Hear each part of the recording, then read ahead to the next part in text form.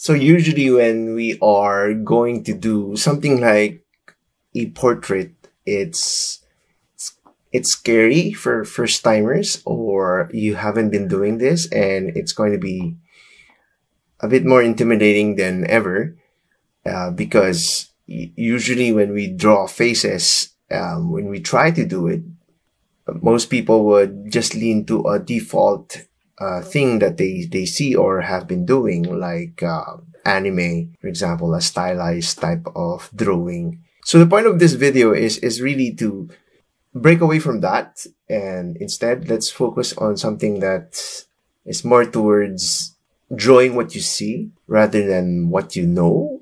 So in a couple of videos that I've already have published, it's about learning to draw what you see and not what you think, and some tricks that you would implement into achieving that. But here, I'll be talking about how to do a self-portrait. So one of those things that you need to do first is first try to draw yourself. By doing so, you become your own critic in terms of judging how it would look, and you can adjust accordingly. So I have 2 pages here.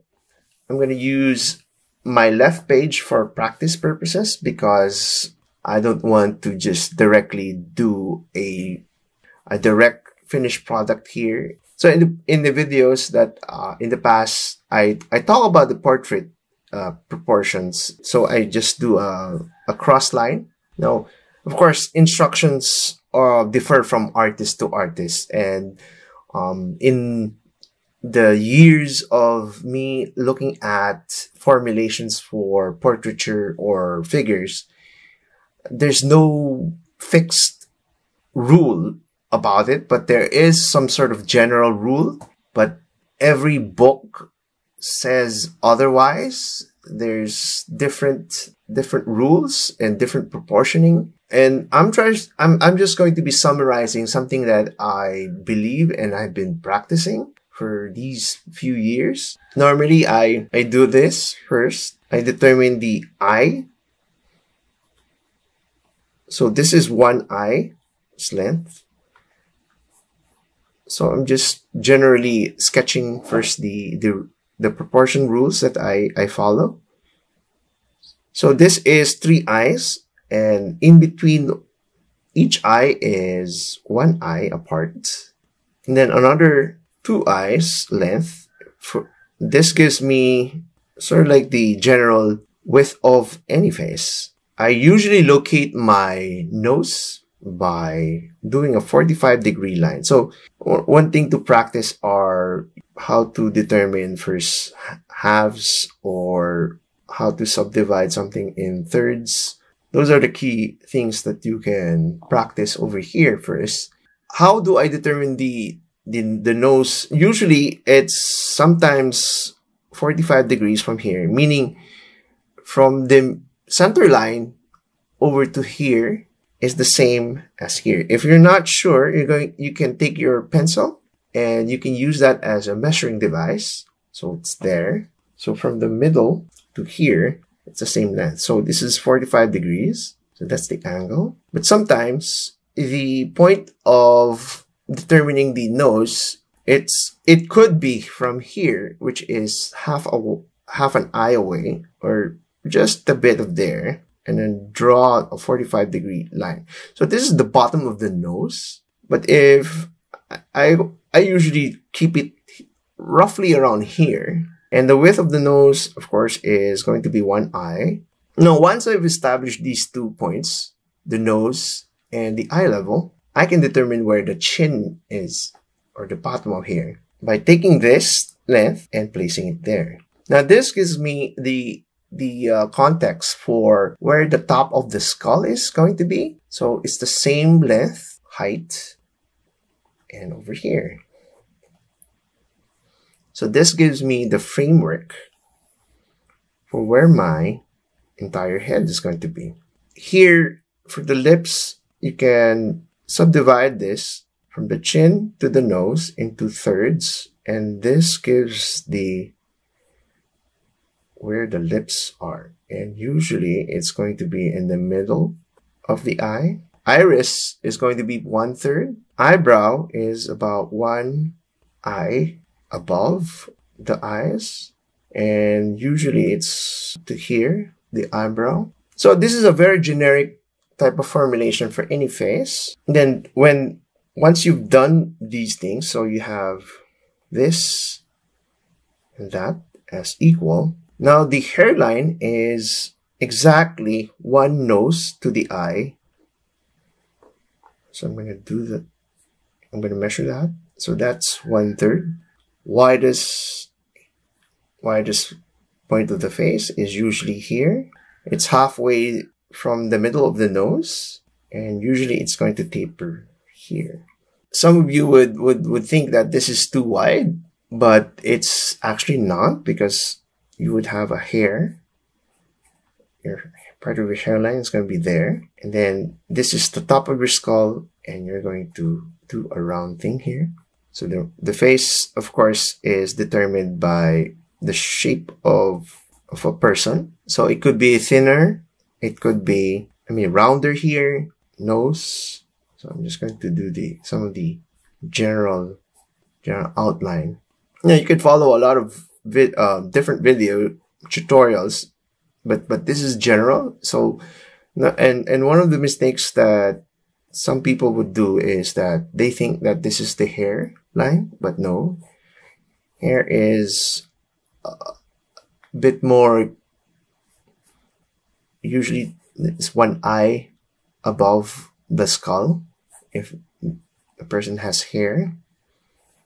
And then the ear is determined by the proportions where the eyebrow is and where the nose. So this is when a person is exactly looking in front and you are at the same eye level if you are the viewer of this. You can determine also where the mouth is by, so we've determined that the nose is measured from probably this point.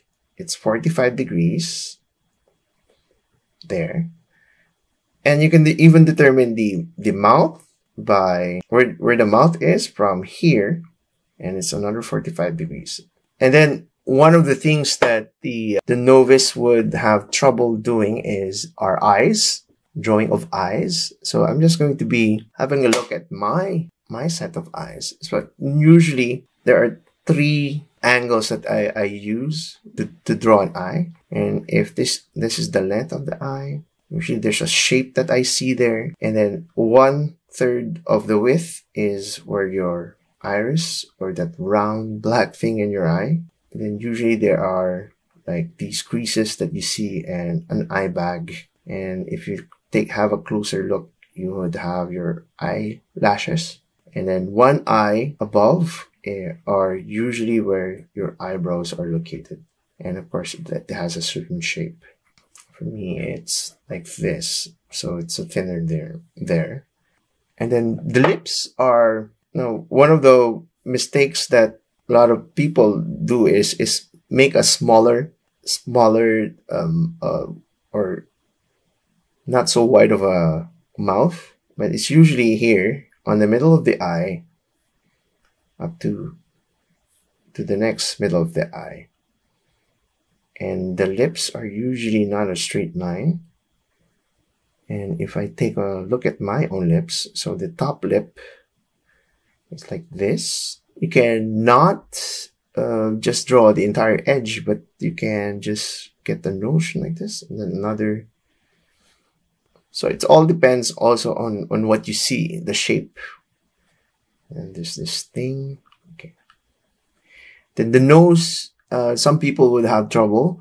Usually Asians are this wide. Now it's great to have to draw with an ink pen, because you would know, you would have mistakes. Yes, mistakes are there for us to learn from. So I'm doing some details here. So I'm sort of like having a look at myself and trying to determine if I'm doing this right. Okay, so my hair would probably be like this. Not necessarily me. So my chin, okay, it really depends. Okay, so here the ear shape, you have to really look at the person's ear, the hair. Okay, so it's one of those things that you just do outline, not the entire solid outline, and becomes like this very solid object thing. Again, it's all about observing the shapes and determining where things are. And then the neck, of course, is usually here in between this eye. Okay, so a lot of people would mistakenly just put a thin thing here, like a line, and they think that they have this sort of very thin neck. But no, usually it's right outside this, outside the eye. It's usually here. So it would be looking funny if, you know, the neck is thinner, so it won't be looking very realistic. And then of course the color of anyone, if they have their, if you're referencing from a real person or yourself. So this is generally any person's proportions. So you could do anyone. You could do pop stars or people that you see on TV or people that you know. And this is a general formula that I use to draw anyone. Of course, this is just an example of something that this is because you're looking forward to a person. So once you've kind of dealt with doing proportions practices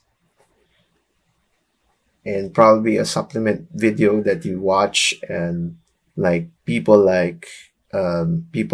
lips and that thing that you have here above your lips, and of course the shape of your nose, the nostrils, that thing, of course shapes of eyebrows, shapes of eyes. It all depends on who are you observing and their features. Because once you know all of this, and then you look at their features and the shape of their eyes, the shape of their nose, the shape of every element, even their ears, the shape of the hair, and that's where you place things together. I mean, this formula of proportions and angles will be a very good guide in doing portraiture.